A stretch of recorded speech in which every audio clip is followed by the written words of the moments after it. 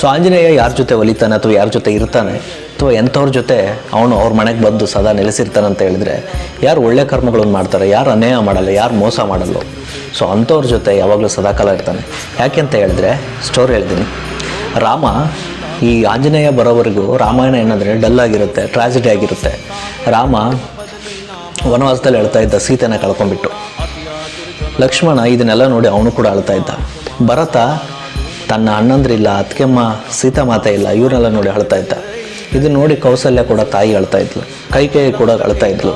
ಹಾಗಿದೆಲ್ಲ ಕಂಡಂಥ ದಶರಥ ಮಹಾರಾಜ ತನ್ನ ಹೆಂಡತಿಯ ಮಾತನ್ನು ನಡೆಸ್ಕೊಡೋಕ್ಕೋಸ್ಕರ ರಾಮ ವನವಾಸಕ್ಕೆ ಹೋದ. ತನ್ನ ಮಗನ ನಾನೇ ಕಾಡೆಗೆಟ್ಟಿದ್ದೆ ಅಂತ ಹೇಳ್ಬಿಟ್ಟು ಅವನು ಕೂಡ ಕೊರಗಿನಿಂದ ಸಾಯ್ತಾನೆ. ಇದನ್ನೆಲ್ಲ ನೋಡಿದಂಥ ಪ್ರಜೆಗಳು ಅಳ್ತಾ ಇರ್ತಾರೆ ಅಯೋಧ್ಯೆಯಲ್ಲಿ. ಇಡೀ ಅಯೋಧ್ಯೆನೇ ಅಳ್ತಾ ಇತ್ತು, ದುಃಖಿಯಲ್ಲಿತ್ತು. ನೆಕ್ಸ್ಟ್ ನಮ್ಮ ಬಾಸ್ ಎಂಟ್ರಿ ಕೊಡ್ತಾರೆ. ಸೊ ಅವಾಗ ಏನಂದರೆ ಫುಲ್ಲು ಗೂಸ್ ಬಂಪ್ಸ್.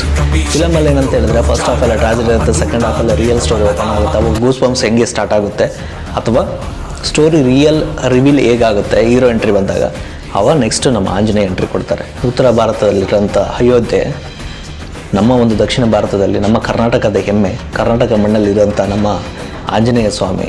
ಸೊ ಅಲ್ಲಿ ಹೋಗಿ ಸಹಾಯ ಮಾಡ್ತಾನೆ. ಏನಕ್ಕೆ ಅಂತ ಹೇಳಿದ್ರೆ ರಾಮ ಅನ್ನೋನೇ ನಿಜವಾದ ದೇವರ ಸ್ವರೂಪಿ. ರಾಮ ಅಂದರೆ ಕಾಯ ವಾಚ ಮನಸ್ಸ ಶುದ್ಧಿ ಇರುವಂಥ ಒಂದು ವ್ಯಕ್ತಿ, ಧರ್ಮಾದೆಯಲ್ಲಿ ನಡೆಯುವಂಥ ವ್ಯಕ್ತಿ, ಯಾರಿಗೂ ನೋವು ಮಾಡದೆ ಒಳ್ಳೆ ಕರ್ಮಗಳು ಮಾಡ್ಕೊತ ಬಂದಂಥ ವ್ಯಕ್ತಿ. ಅದಕ್ಕೆ ಅಲ್ಲಿ ಆಂಜನೇಯ ಸಾತಿಯಾಗಿ ನಿಂತ. ಆಂಜನೇಯ ರಾಮನಿಗಿಂತ ದೊಡ್ಡವನಾದರೂ ಕೂಡ ಶರಣಾದ. ಏನಕ್ಕೆ ಅಂತ ಹೇಳಿದೆ ಕರ್ತವ್ಯ ನಿಷ್ಠೆಗಾಗಿ, ಧರ್ಮಕ್ಕಾಗಿ. ಅಲ್ಲಿ ಇದ್ದಿದ್ದು ಬರೀ ರಾಮ ಅಲ್ಲ, ಅಲ್ಲಿ ನಿಂತಿದ್ದು ಧರ್ಮ. ಆ ಧರ್ಮಕ್ಕೆ ತಲೆಬಾಗಿದ್ದು ಆಂಜನೇಯ.